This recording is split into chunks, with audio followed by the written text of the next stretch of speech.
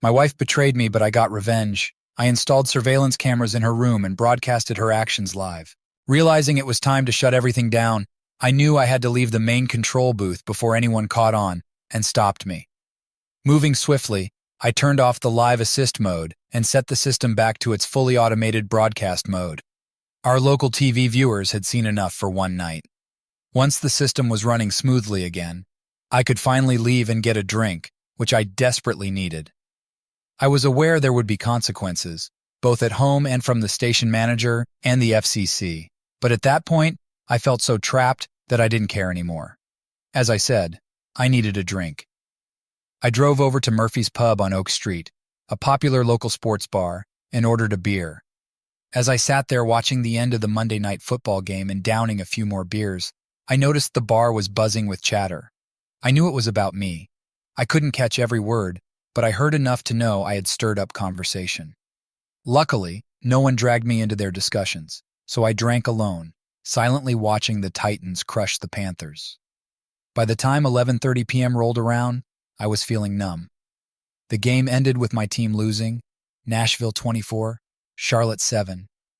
The Titans seemed especially driven, probably because it was their first game back in their stadium since the flood.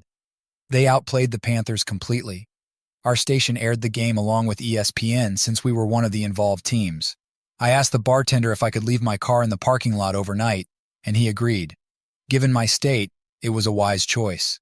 Seeing how I was, he called a cab for me since I lived just a short distance away in a quiet residential area of Greenfield. That pretty much wraps up the end of the story, but to understand how I ended up in this mess, we need to start from the beginning. My name is John Miller. I work as a broadcast engineer for WLBK, a local CBS affiliate in Nashville, Tennessee. I have a graduate degree from Caltech in electrical engineering and computer science, along with another degree in broadcast technologies. I'm highly qualified and have held several challenging positions in my field.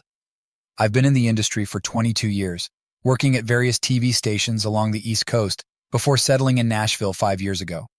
In case you're wondering, I'm 47 years old, with dark hair that's starting to gray at the temples. I've never felt the need to hide the gray, but I do touch up my small mustache to keep it from showing signs of aging. I'm 62 and weigh around 195 pounds, though I haven't checked in a while. I consider myself moderately attractive, though I'm no Chris Hemsworth. I didn't mention younger actors because I don't keep up with them, and it wouldn't be relevant to compare. I think I look decent, but I'm not the type to be on the cover of a romance novel. My wife Linda and I have been married for 23 years. We have 2 daughters, Chloe and Sarah. Chloe is married, and Sarah is a senior in college.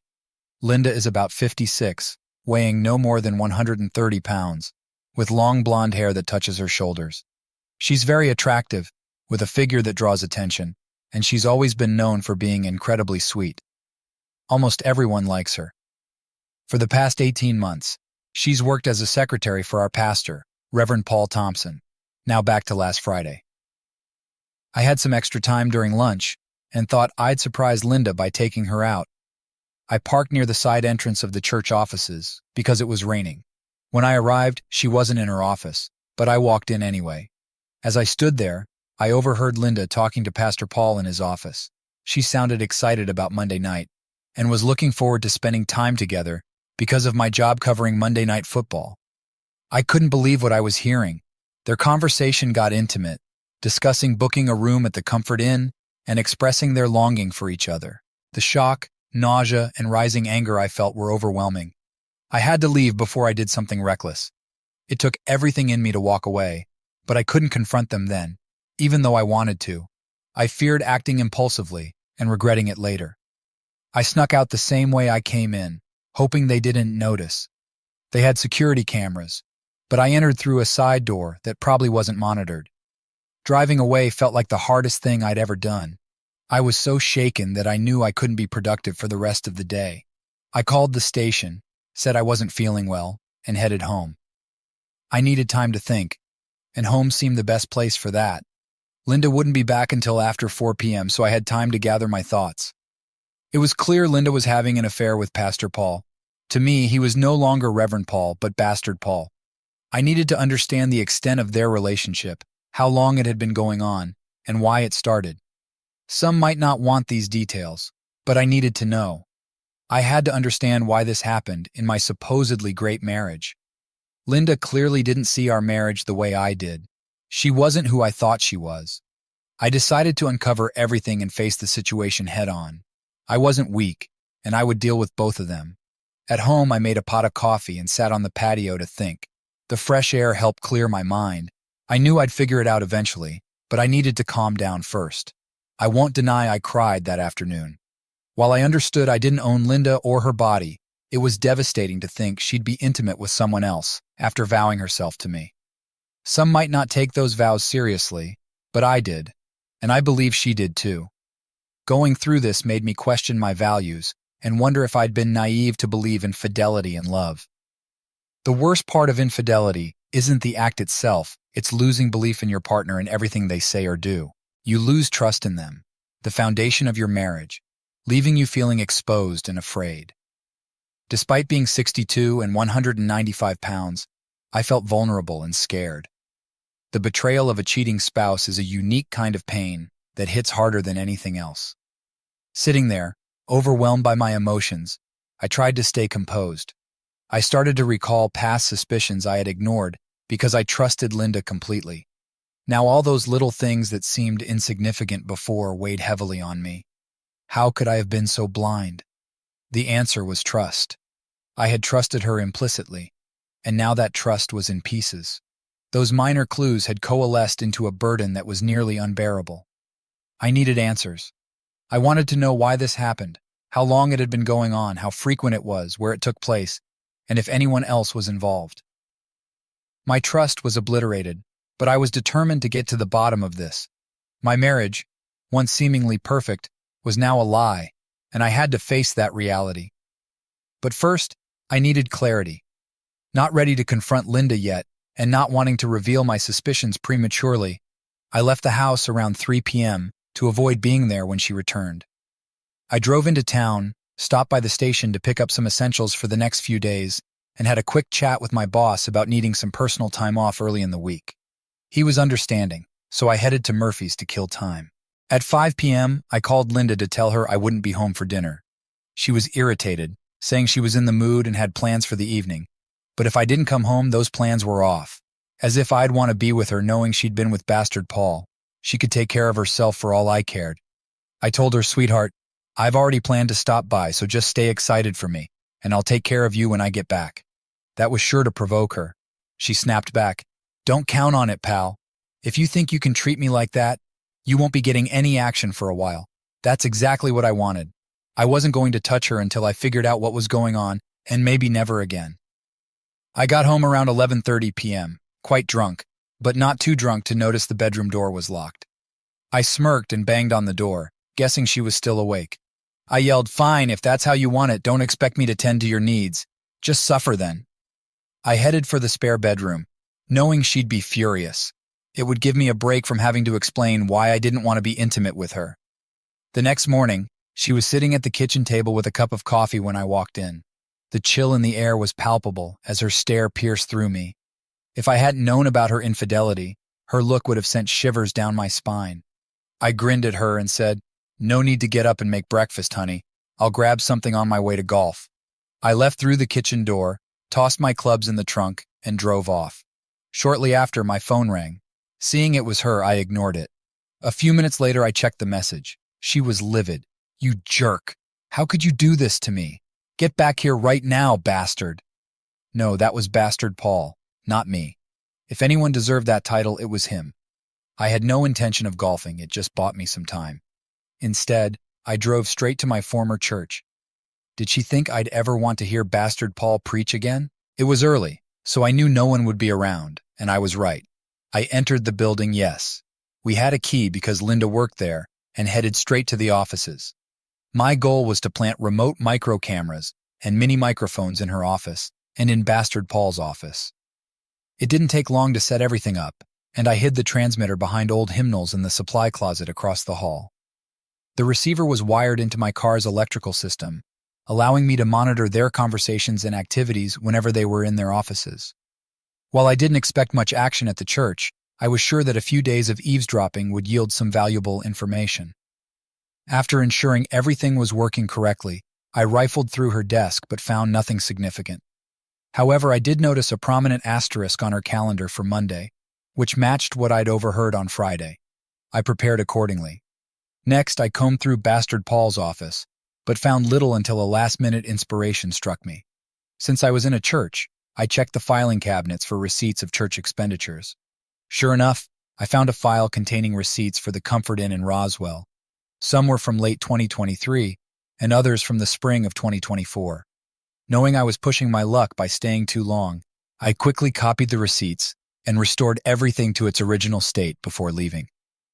I drove to the golf course, parked in my usual spot, and entered the clubhouse to make sure my presence was noted. I settled at a table, nursing a Sprite for a couple of hours. Going over the bills, I realized the two from late 2023 were both on Mondays, coinciding with dates when I attended conferences at CBS headquarters in New York. What enraged me the most was Bastard Paul's audacity to charge those rooms to the church under the guise of conference room rental for meetings. He was having an affair with my wife in a motel, and I had unknowingly footed the bill. Despite our financial contributions to the church, I vowed never to give another dime there. The situation was dire, and with just a bit more evidence, their fate would be sealed. I was certain this had been going on for nearly a year, if not longer, aligning with earlier suspicions.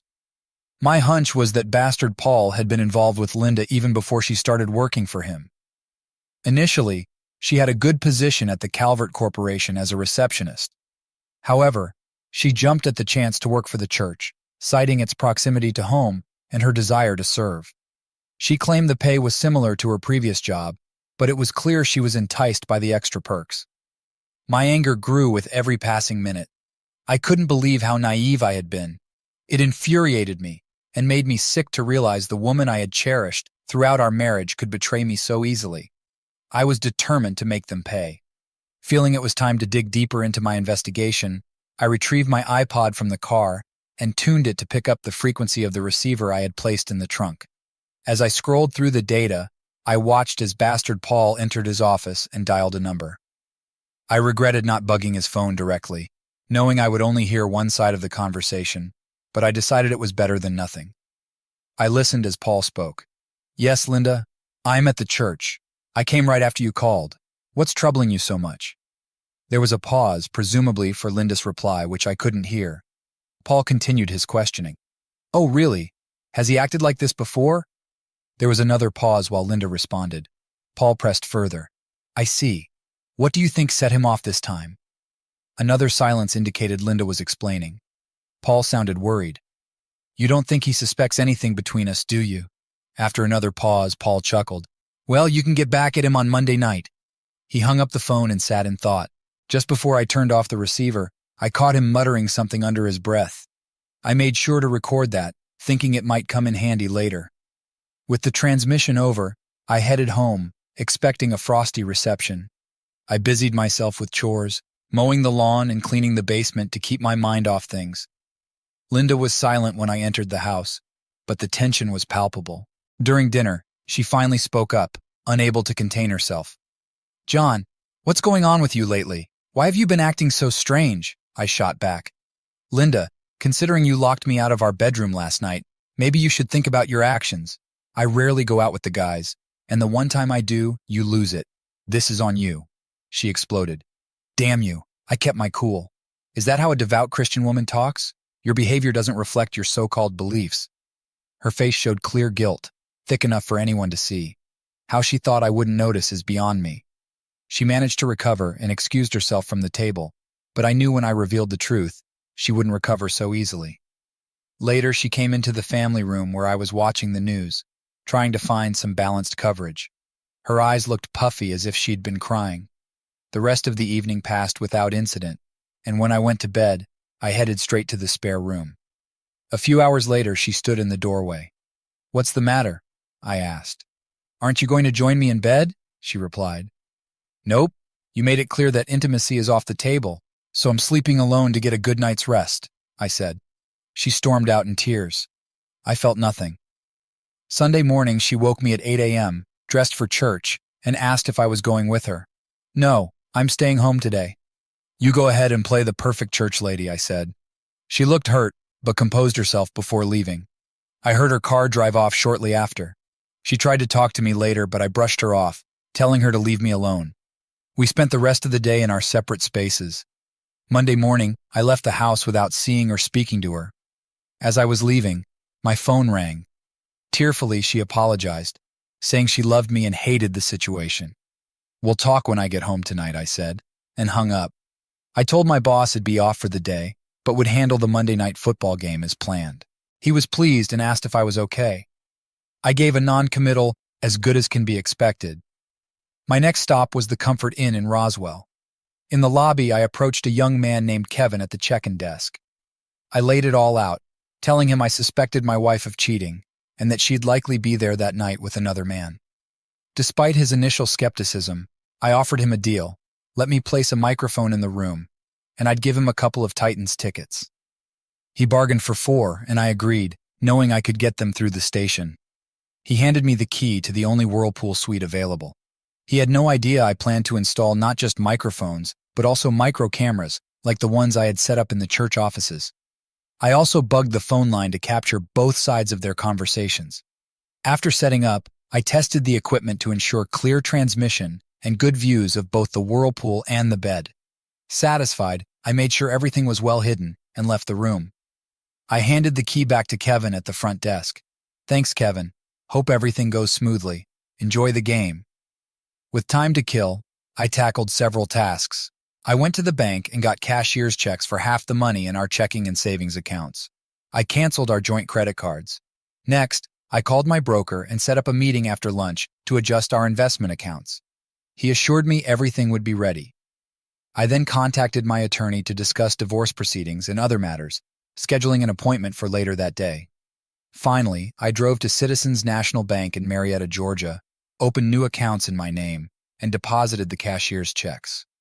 I had lunch in Marietta, though I barely ate. Afterward, I went to my broker's office to review the documents he had prepared.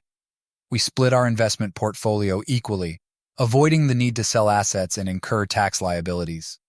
All that remained was for Linda and me to sign the papers. Taking the documents, I headed to my attorney. We went over the divorce papers he had drafted, preparing for the next steps. I decided to go for a no-fault divorce, aiming for an equal split of assets if Linda signed the papers quickly.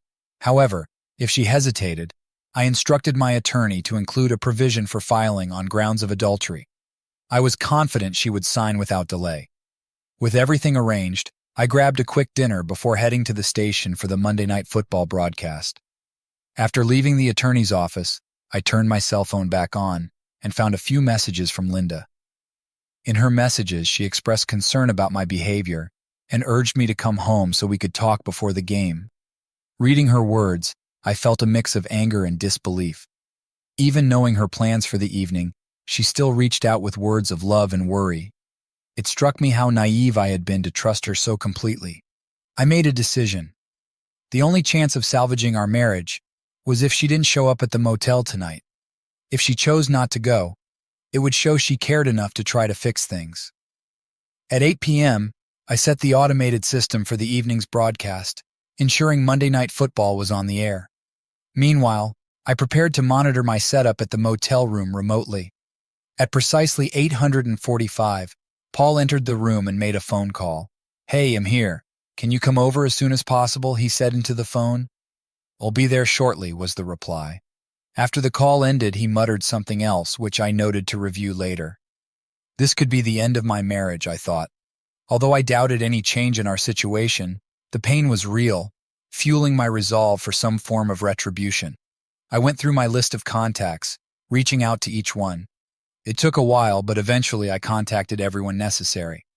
By that time, Linda had arrived at the motel, so I turned my attention back to the surveillance. Their conversation was intimate and personal, revealing the depth and secrecy of their relationship.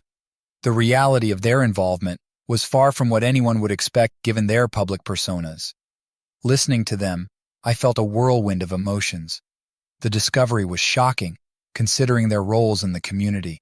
It was a moment of realization about the extent of their actions and the impact on everyone involved. I felt sick. My wife, a pastor, and a church secretary engaged in such deceit.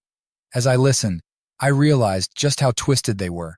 Tonight, they would get what they deserved. Linda was on the bed in a compromising position, clearly ready for an intimate encounter. The camera caught every detail, including the anticipation on her face just before they got physical. Her exclamations were a mix of passion and surprise. "Oh, this is intense," she might have said, her voice reflecting the depth of their engagement. "This is what I needed," she added, affirming her participation. He responded with boldness. "This will be unforgettable." Her reactions were vocal, a series of sounds conveying her intense experience. "Keep going. This is what I want," she urged, nearing her peak of emotion. His final movements were decisive, marking a moment of closure for Thema moment that symbolized the end of one chapter for me and the beginning of another, filled with pain and a thirst for revenge. After a brief pause, they resumed with renewed energy. Her reactions were vocal and repetitive, indicating the intensity of her experience. It was clear that what transpired was beyond my ability to comprehend fully. Her satisfaction was something I could never provide in the same way. This realization was crushing, highlighting a disparity in our desires and capacities. The performance continued beyond what I could bear to watch. As they paused for a break, the reality of their connection and my exclusion from it sank in deeper. Determined to act, I switched the broadcast to a mode that would reveal their actions to a wider audience. Driven by a mix of hurt and a desire for vindication, I was ready to face the consequences of exposing their hidden truth. I dialed Linda's number, my heart pounding as the dial tone echoed on the other end. I could almost picture her glancing at the caller ID with a dismissive smirk. "It's John," Linda probably said to Paul, her voice laced with defiance. "I'm not answering. Let's see how he likes that." "Keep going, honey." While I was on the line, frustrated, I disconnected and tried again, my determination growing. This time, Linda seemed to reconsider. "Guess I better take it," she mumbled before answering. "Hello, John," she said, her tone cold and unwelcoming. "Linda, where are you? What are you doing?" I asked, seeking any hint of truth in her voice. "I decided to go shopping since you didn't call earlier. Now I'm just grabbing a bite before heading home," she lied smoothly, her words a stark contrast to the reality I knew. "Shopping at this hour?" I pressed, skepticism evident in my voice. "Yeah, and I plan to splurge," she retorted, defiance in her tone. "Fantastic, Linda. Thanks for being such a wonderful wife," I replied, the sarcasm in my voice barely concealing the pain. "Don't talk to me like that, you jerk. I don't know what's gotten into you." "Goodbye," she snapped, ending the call with finality. As I pondered their ongoing betrayal, a plan formed in my mind. Instead of calling Linda directly again, I decided to interrupt their tryst by contacting the motel. "Kevin, it's John. Are you watching Monday Night Football?" I asked casually. "No, why?" he responded, curious. "Well, you might want to start. Could you ring the Whirlpool suite for me?" I requested, masking my turmoil with casual conversation. After a moment of silence, Paul's voice came through. "Hey, what do you want, John?" It was time to confront them. "Bastard Paul, put Linda on the phone," I demanded, my anger barely contained. Linda's confused voice followed. "John, why are you calling here?" "Linda, I know everything. The affair, the lies. I'm filing for divorce and you're out of my life. And Paul, you're going to pay for this too," I declared, my voice steady and resolute. "What's wrong with you, John?" "I can't understand you lately," she shot back, her confusion evident. "It's over, Linda. Maybe you should tune into Monday Night Football for a change. Enjoy the show." "Goodbye," I said, hanging up, the finality of my decision sinking in. On the live monitor, I watched her turn on the TV and see the shocking video of her and Paul. As the reality of what the entire Nashville area was witnessing dawned on her, she began to panic. "Oh no, oh no, oh no," she repeated, hastily dressing and fleeing the room. Paul was right behind her, cursing. "I'll destroy that son of a," he muttered. "He'd better watch what he says, it could come back to haunt him." Once they were gone, I powered down the monitors and let the video play out. Then I switched off the live assist mode and returned the system to full automation. Grabbing the tape, I left the broadcast booth for what was likely the last time, taking a few personal items from my desk. Now you're caught up. I spent the rest of the night at Murphy's Bar, and yes, my halftime show was the hot topic. After the game, I hailed a cab home. Linda was sitting in the dark living room when I arrived, the phone off the hook, tears streaming down her face. She wept, but I felt nothing. It was over for me. "How could you do this to me, John?" she sobbed. "After all these years together, how?" "No, Linda," I countered. "The real question is, how could you do this to me? I'm drunk. I'm going to bed. We'll talk tomorrow." She stayed on the sofa, and the next morning she was still there, looking exhausted. It seemed she hadn't slept, but I didn't care. She brought this on herself. I put the phone back on the hook, and it immediately began to ring. For the next hour and a half, I fielded calls from family, friends, church members, my former boss, and both of my daughters. They were deeply disturbed by what they saw, and nothing I said could soothe them. I understood it was harsh for them, but they were adults and would eventually move on. Mrs. Paul called too, asking if I had a tape of the incident. I assured her I kept a copy safe and would provide it if needed. Clearly, everyone I contacted had seen the Monday Night Football halftime show. Some were upset about its explicit content, while others, like her parents, criticized me for exposing her. However, most were supportive and sympathetic, recognizing the difficulty of the situation. It was a challenging experience, but a consequence I had to face for my actions. Linda remained tearful throughout. Eventually, I took the phone off the hook again and made myself coffee. Returning, I offered her some and presented the divorce papers and investment documents for her to sign. "I'm filing for divorce, Linda," I said firmly. "After what I saw last night, it's clear you've been unfaithful for a long time. I can't stay in this marriage knowing that. The documents I've prepared are for a no-fault divorce, and I'm proposing we split everything equally. I need you to sign the divorce papers and the agreement on how we'll divide our investments today. There's no room for negotiation. The terms are fair. You have until 5 p.m. today to get legal advice and agree to my terms. If you don't, after 5:01 p.m., I'll file for divorce on grounds of adultery and seek a division of property that reflects our individual contributions and earnings, which would benefit me. This is your best option. Contesting this would be unwise. It will become public knowledge in Nashville, and you'll be exposed for what you've done with Paul. Consider this carefully, Linda. Take this offer. It's the best way forward for both of us. John, I still love you. I want to fix our marriage. Can't we try to work things out?" Linda pleaded. "The problem isn't about love, Linda. It's about your choices and actions. You put someone else before our marriage, and I can't overlook that. You need to sort this out and talk to your lawyer as soon as possible." After some time, Linda came back with the documents signed. "My lawyer reviewed everything and agrees that your offer is fair under the circumstances," she informed me, her voice carrying a mix of resignation and hope. "John, is there any chance we could talk? I'd like to explain myself and see if there's any possibility for us to reconcile," she added, looking for a glimmer of hope.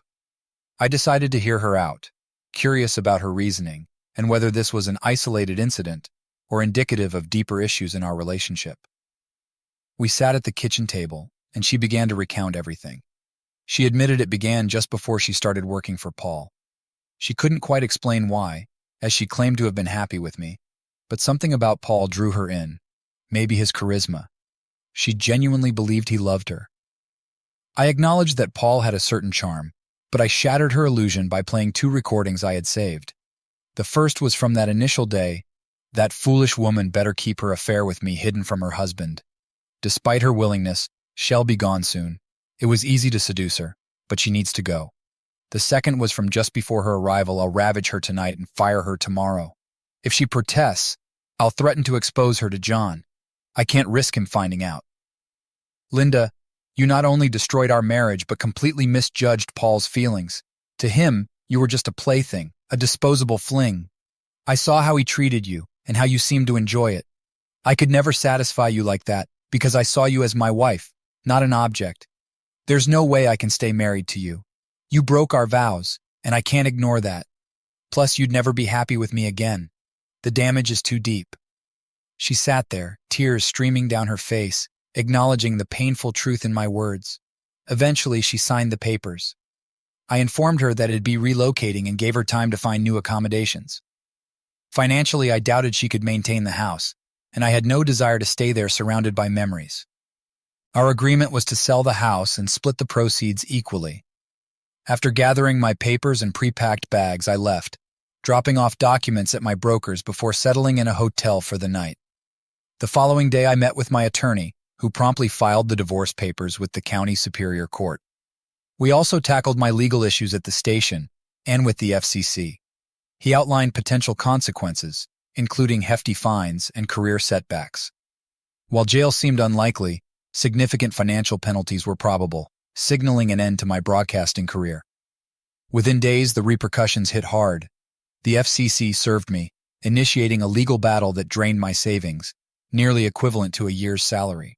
Worse, my broadcast license was revoked, barring me from my profession for 2 years. The silver lining came from the station manager, who, despite my spiteful actions, offered me a job with duties that complied with FCC restrictions. The station manager had some sympathy for me, likely influenced by his own bitter divorce experience. Paul confronted me once at Murphy's, seemingly ready for a fight. I ended up pinning him down, asserting my dominance. "Listen, Paul, I don't want to hear from you again." "Is that so?" "Forget you," he spat back. "Maybe you need another reminder," I said, nudging him in the ribs. "Paul, I have a recording of you threatening me. If I take it to the police, I could get a restraining order and press assault charges. With that evidence, you might end up in prison. Is that what you want?" He shook his head, refusing. I delivered one final kick for good measure. "Well, I suppose this ends our conversation." Though no longer a pastor, Paul remains a despicable person. He was ousted from the church, and his ordination was revoked. Last I heard, he found a job at a travel agency. Despite his charisma, Hell struggled to make ends meet, especially since his wife successfully sued him for divorce on grounds of adultery, resulting in a substantial settlement against him. My incriminating tape likely played a significant role in her victory. I'm moving forward with my life. While it's not perfect, I'm finding ways to be happy. I've casually dated a few women in recent months but haven't committed to any serious relationships. I've abstained from sexual activity, believing in reserving it for marriage. I'm steadfast in my values, despite others' opinions. When I find the right partner, I'll marry her and experience the joys of intimacy as intended. I'm patient, confident that the right person will come along, and I'm willing to wait. I occasionally see Linda at family events like Sarah's college graduation and Chloe's baby's baptism. While I maintain civility, I've made it clear that my presence isn't for her. I'm not interested in friendship or any connection. It's evident she's not content. I sense her emotional turmoil from our breakup, and she likely regrets her actions. However, her regret doesn't change the fact that she betrayed our marriage by being with another man. While some might forgive such transgressions, my moral code is firm, leaving no room for leniency. She'll have to live with the knowledge that she sacrificed our life together for her affair with Paul. Despite my profound love for her, she discarded it all. Moreover, her involvement in the infamous Monday Night Football incident has irreparably tarnished her reputation.